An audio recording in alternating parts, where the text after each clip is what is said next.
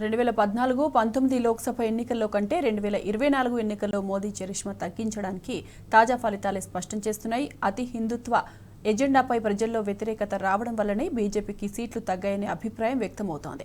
మోదీ ఎన్నికల్లో చేసిన 400 పార్ అంటూ నినాదాలు ప్రభావం చూపలేకపోయాయి.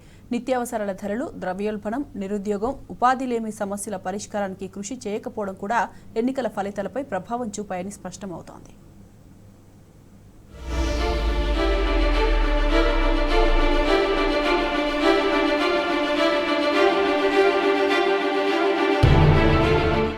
గత 2 లోక్సభ ఎన్నికల్లో సొంతంగా బెంచ్ మార్కు 272ను దాటిన బీజేపీ ఈసారి ఎన్నికల్లో మాత్రం ఆ మార్కును అందుకోలేకపోయింది. 2014 ఎన్నికల్లో 282 సీట్లు, 2019 ఎన్నికల్లో 303 సీట్లు గెలుచుకోగా 2024 ఎన్నికల్లో మాత్రం 240 సీట్లకే పరిమితమైంది. గత ఎన్నికలతో పోల్చితే ఈ ఎన్నికల్లో 53 సీట్లను కోల్పోయింది. లోక్సభ ఎన్నికలు ప్రారంభమయ్యాక బీజేపీకి 400 సీట్లు టార్గెట్ అంటూ ప్రచారం చేసిన ఆ పార్టీ నేతలు కనీసం 250 మార్కును కూడా అందుకోకపోవడంపై రాజకీయ పండితులు అనేక విశ్లేషణలు చేస్తున్నారు. వాటిని ఒకసారి పరిశీలిస్తే మోదీ కరిష్మా, అతి హిందుత్వ ఎజెండా, సూపర్ మెజారిటీ తదితర కారణాలు ఉన్నాయని పేర్కొంటున్నారు. 2014-2019 ఎన్నికల్లో మోదీ కరిష్మాతోనే బీజేపీ ఎన్నికల్లో విజయం సాధించింది. అయితే ఈసారి కూడా అదే ఆయుధంతో కమలం పార్టీ బరిలోకి దిగింది.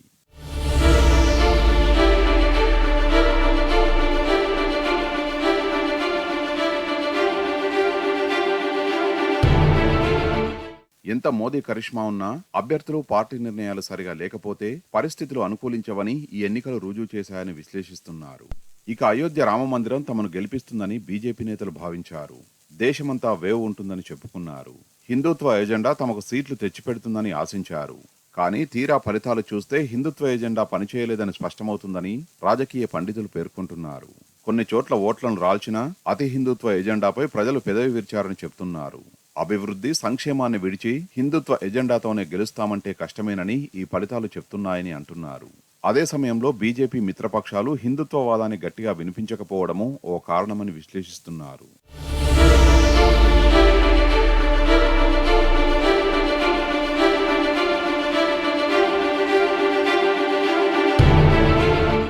బీజేపీకి సొంతంగా 400 మెజారిటీ వస్తుందని ఆ పార్టీ నేతలు ప్రచారంలో వ్యాఖ్యలు చేశారు. ఎక్కడికి వెళ్లినా 400 పార్ అంటూ నినాదాలు చేశారు. ఈ నినాదం కొన్ని వర్గాల్లో భయాందోళనలు కలిగించిందని విశ్లేషకులు అభిప్రాయపడుతున్నారు. మోదీ, అమిత్ షా తిరుగులేని శక్తులుగా ఎదిగితే వారు చేసిందే శాసనం అవుతుందన్న భయం ప్రారంభమైందన్న వాదనలు వినిపిస్తున్నాయి. రాజ్యాంగాన్ని మార్చేస్తారు, ప్రజాస్వామ్యం ప్రమాదంలో పడుతుంది లాంటి ప్రతిపక్షాల ప్రచారాస్త్రాలు దళితులు, మైనారిటీ వర్గాల్లో ఆందోళనలు కలిగించాయని, దాంతో బీజేపీ వారి ఓట్లను దూరం చేసుకున్నదని రాజకీయ పండితులు అంటున్నారు. ఇక నిత్యావసరాల ధరలు, ద్రవ్యోల్బణం, నిరుద్యోగం, ఉపాధి లేమి సమస్యల పరిష్కారానికి కృషి చేయకుండా నిత్యం హిందుత్వ ఎజెండానే ముందుకు తీసుకురావడం ఓ వర్గం ఓటర్లలో అసంతృప్తిని పెంచిందని, దాని పర్యవసానమే ఈ ఎన్నికల్లో కనిపించిందని పేర్కొంటున్నారు.